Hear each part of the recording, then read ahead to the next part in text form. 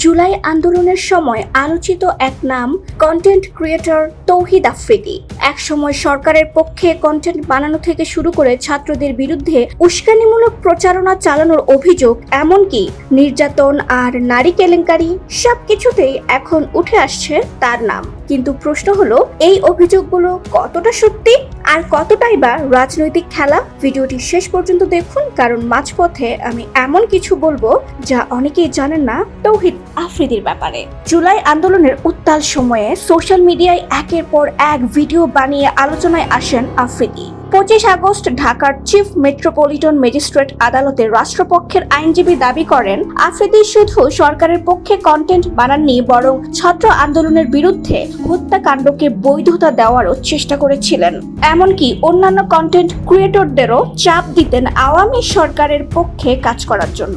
রাজি না হলে তাদের হতে হতো নির্যাতনের শিকার। কন্টেন্ট ক্রিয়েটর স্বপন আহমেদ অভিযোগ করেন, ডিবি অফিসের ভেতরে তাকে 1 ঘন্টা নির্মমভাবে পেটানো হয়েছিল।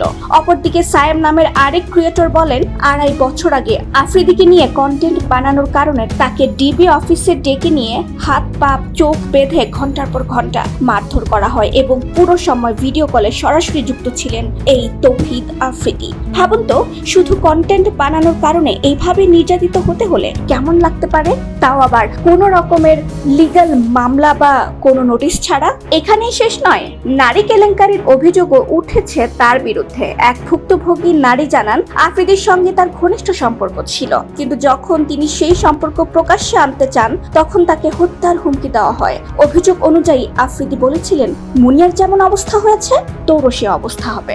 বৈষম্য বিরোধী আন্দোলনের পর যাত্রাবাড়ী থানার একটি হত্যা মামলায় আফ্রিদিকে 11 নম্বর আসামি করা হয়। মোট 25 জনকে আসামি করা হলেও সর্বশেষ আদালত আফ্রিদির 5 দিনের রিমান্ড মঞ্জুর করেছে। তবে এখানে একটা বড় টার্নিং পয়েন্ট হলো, অভিযোগ শুধু রাজনৈতিক নয়, বরং আফ্রিদির তার পরিচিত ও প্রভাব ব্যবহার করে অন্যদের ভয় দেখাতেন। মানে পুরাই একটা মাফিয়া গ্যাং তার। অনেকেই বলছেন, ক্ষমতায় যে দলই থাকুক না কেন আফ্রিদির ক্ষমতা কখনো কমে না।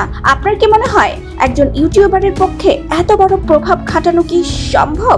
একজন জনপ্রিয় কন্টেন্ট ক্রিয়েটর থেকে মিডিয়া সন্ত্রাসী ওরফে মাফিয়া তৌহিদ আফ্রিদির গল্প এখন আলোচনার কেন্দ্রবিন্দু।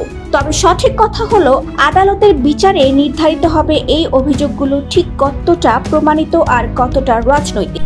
রাহি তৌহিদ আফ্রিদির সাথে জুড়ে আছে যে আরেকটি নাম। তৌহিদ আফ্রিদিকে গ্রেফতারের পর থেকেই তার ঘনিষ্ঠ বন্ধু ওরফে ছোট ভাই রাহিকে ঘিরে নানা ধরনের খবর ও গুজব ছড়িয়ে পড়েছে। কেউ বলছে রাহি ঘটনাটির সাথে জড়িত, আবার কেউ দাবি করছে সে নির্দোষ এবং কেবল বন্ধু হওয়ার কারণেই তাকে টেনে আনা হচ্ছে। এই পরিস্থিতিতে সংবাদ মাধ্যমের ভূমিকা অত্যন্ত গুরুত্বপূর্ণ। সঠিক তথ্য যাচাই না করে অনুমান ভিত্তিক প্রতিবেদন প্রকাশ করা জনমনে বিভ্রান্তি সৃষ্টি করে এবং একজন ব্যক্তির ভাবমূর্তি ক্ষতিগ্রস্ত হওয়ার পাশাপাশি বিচার প্রক্রিয়াও প্রভাবিত হতে পারে। রাহির দেওয়া বক্তব্যগুলো সংবাদে আসছে বিভিন্নভাবে, কোথাও তা সম্পূর্ণ, আবার কোথাও তা খণ্ডিত আকারে। এর ফলে তার বক্তব্যের মূল অর্থ বিকৃত হওয়ার আশঙ্কা থেকে যাচ্ছে। বিশ্লেষকরা মনে করছেন, যে কোনো সংবেদনশীল ঘটনায় সাংবাদিকদের উচিত হবে প্রমাণ ভিত্তিক খবর পরিবেশন করা, উভয় পক্ষের বক্তব্য তুলে ধরা এবং আদালতের রায়ের আগে কাউকে অপরাধী বা নির্দোষ বলে চিত্রিত না করা। সত্য ও নিরপেক্ষ সংবাদ প্রচারই কেবল জনগণের সঠিক ধারণা দিতে পারে, একটি মানুষকে, তার পরিবারকে এবং সমাজকে সঠিক দিকে নিয়ে যেতে পারে।